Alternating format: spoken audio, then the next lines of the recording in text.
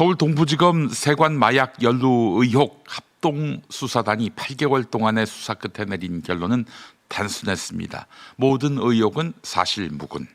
세관 직원들도 검찰 수뇌부도 대통령실 개입 의혹도 모두 문제 없다는 것입니다.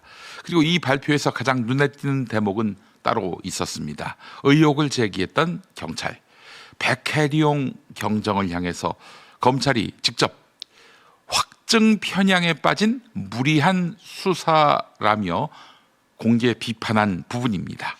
여기서 우리는 한 가지 질문을 던져야 합니다. 과연 이번 수사의 결론은 진실의 확인이었을까요? 아니면 문제 제기자를 바보로 만든 것일까요? 이번 사건의 출발점은 단순했습니다. 2200억 상당의 필로폰 밀수 조직이 적발됐습니다. 이미 대한민국 공항을 통해 대량의 마약이 실제로 들어왔다는 사실은 누구도 부정하지 않습니다. 176kg, 무려 580만 명 이상이 동시에 투약할 수 있는 양입니다. 이건 가설이 아닙니다. 현실입니다. 그렇다면 수사의 핵심은 명확해야 합니다. 이 마약이 어떻게 대한민국 국경을 통과했는가? 누가 눈을 감았는가가 아니라 왜 아무도 막지 못했는가입니다. 그런데 이상한 일이 벌어졌습니다. 마약 밀수 경로를 추적하던 경찰 수사팀은 해체됐죠. 그리고 수사를 이끌던 백혜룡 경정은 좌천성 인사를 겪었습니다.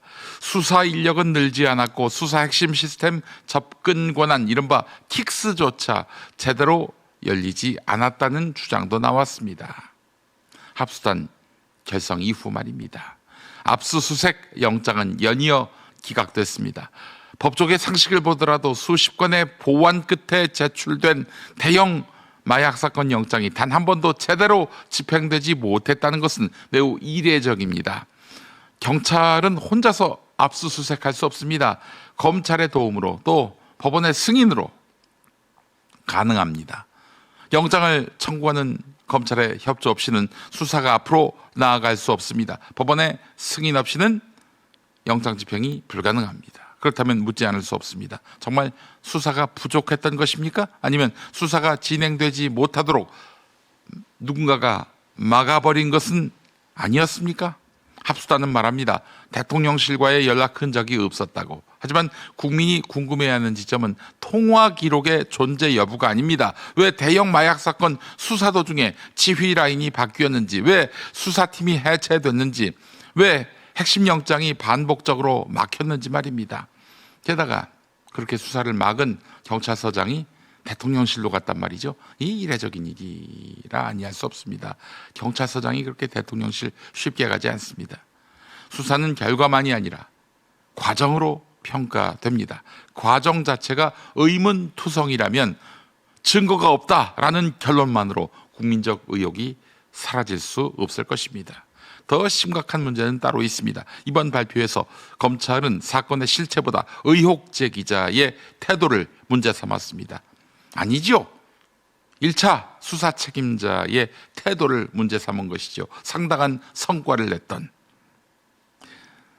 백혜룡 경정 그를 두고 확증 편향자라고 낙인을 박았습니다. 그러나 수사에서 가장 위험한 확증 편향은 의혹을 제기한 사람에게만 존재하지 않습니다. 이미 결론을 정해놓고 수사를 진행하는 조직에게도 존재하는 것입니다. 특히 자기 조직, 자기 권한, 자기 책임이 걸린 사건일수록 더욱 그렇습니다.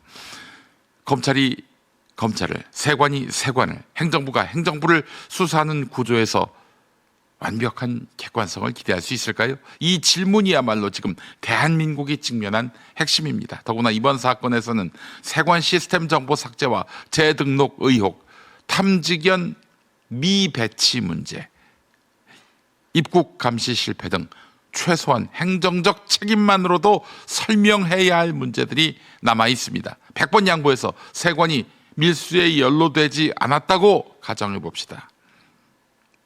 세관이 밀수에 연루되지 않았다고 가정해 봅시다.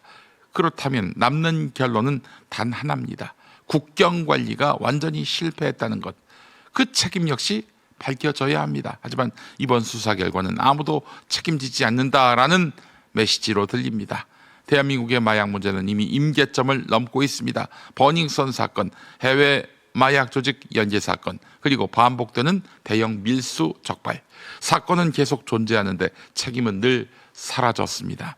그래서 국민은 묻습니다. 왜 대형 마약 사건은 항상 무혐의로 끝나는가? 이제 필요한 것은 추가 해명이 아닙니다. 구조의 전환입니다. 검찰로부터도 세관으로부터도 행정부 권력으로부터도 자유로운 상설특별검사 제도가 필요합니다. 이재명 대통령이 대통령 되기 전부터 주장했던 바고, 그래서 작년 3월에 국회에서 법안이 통과됐습니다. 정청래 지도부가 손 놓고 있을 뿐이죠. 이건 특정 정권을 겨냥하는 특검이 아니라 권력기관 자체를 검증할 수 있는 상설특검, 수사 대상과 수사 주체가 겹치지 않는 구조 말입니다. 그렇죠. 수사받을 사람들이 수사를 한다면 이 말이 되겠습니까? 마약 밀수는 단순 보험죄가 아닙니다. 국가 경계가 무너지는 문제고 사회 안전망 자체가 흔들리는 문제입니다. 이 사안에서조차 독립수사가 불가능하다면 국민은 어떤 사건에서 국가를 신뢰할 수 있겠습니까? 수사는 종결될 수 있습니다. 하지만 의혹은 종결되지 않습니다.